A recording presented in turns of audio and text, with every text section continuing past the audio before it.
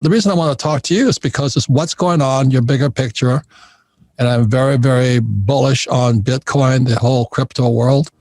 But in the meantime, the problem, most people are going to get screwed.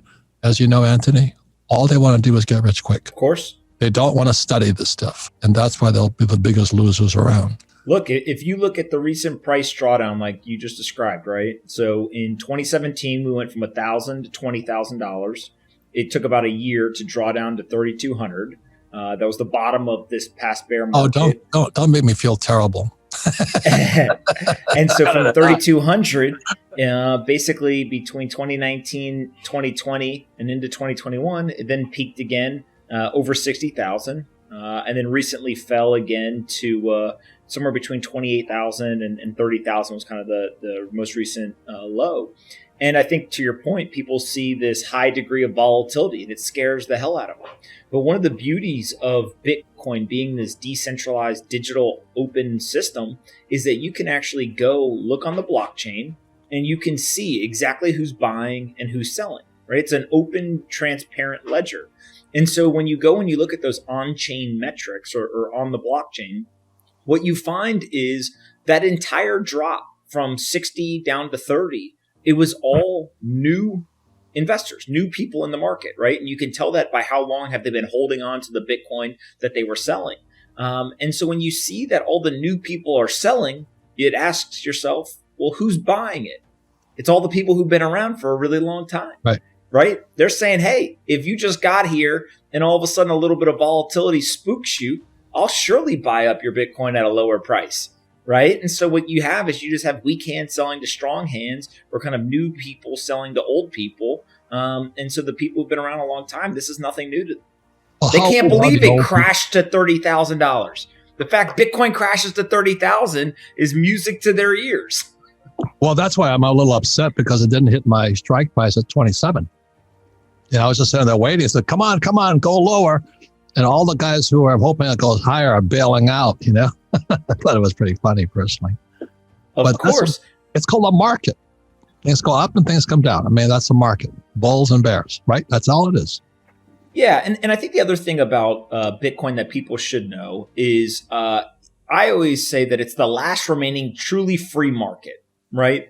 And so what I mean by that is you've done a great job over the years explaining to people kind of how manipulated the dollar is, how manipulated the stock market is, etc. But it's not just the macro manipulation, right? It's not just interest rates. It's not just quantitative easing.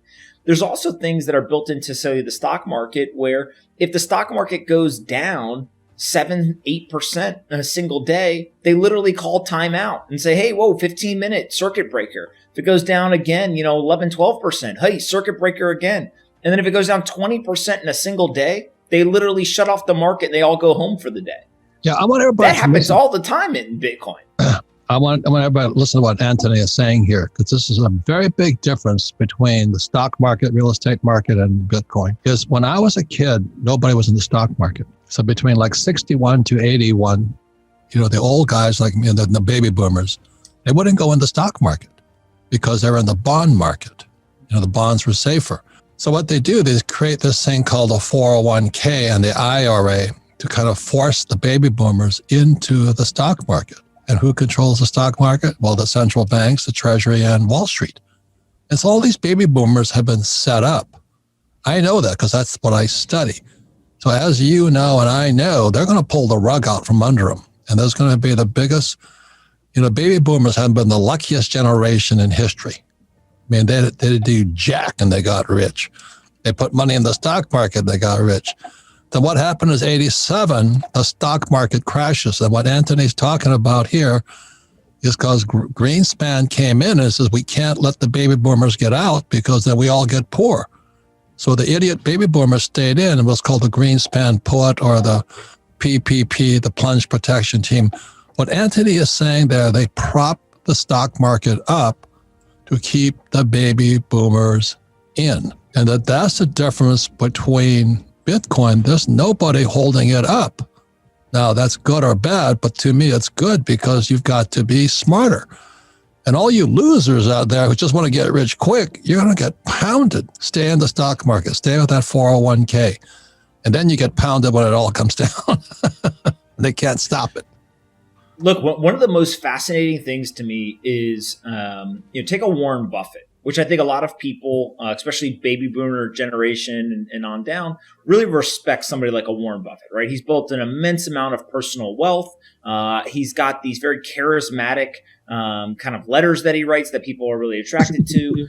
When he does interviews, right, he's very likable as an individual, and also shares awesome, timeless financial advice.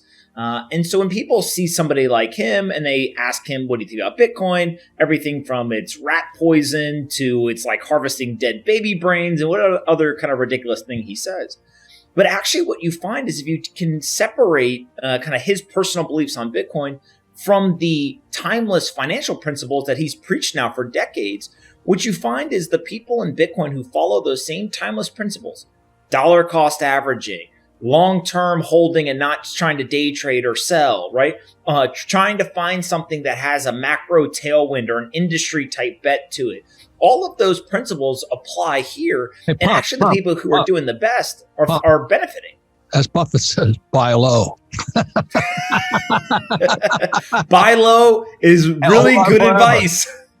Buy low and hang on forever. He says, when do you sell? He never sells. I own Bitcoin. I'm never selling. I own real estate. I never sell.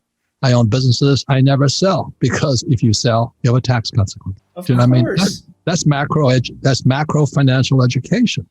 So, and so the people that got hammered are exactly as you said. They were the FOMO, fear of missing out. They jump in, thing goes up, and we get rich. Yeah. And here's the crazy part, right? Is that if you have short-term kind of thought process, if you're trying to optimize for quote unquote getting rich quick, if you aren't intelligent about risk management, all that stuff, then you become a panic seller when the price drops. And that's exactly what we just saw, right? Was people who were using leverage, they were trying to get rich quick, whatever. When price drops aggressively, they become the panic sellers. And the difference between this market and the traditional stock market is there's no circuit breakers. There is no hours of operations. There's no Friday at 4 p.m. Everyone goes home and we'll come back to play the game on Monday, right? It's 24/7, 365. There's no plunge protection team, right? That's going to step in and buy, kind of the market. And so what you get is you get high degrees of volatility. But I always joke, the people who are yelling and screaming about the volatility, right? Usually the anti-Bitcoin crowd. They never seem to bring up the volatility on days like today when Bitcoin's up 16% in the last 24 hours. That's bad news.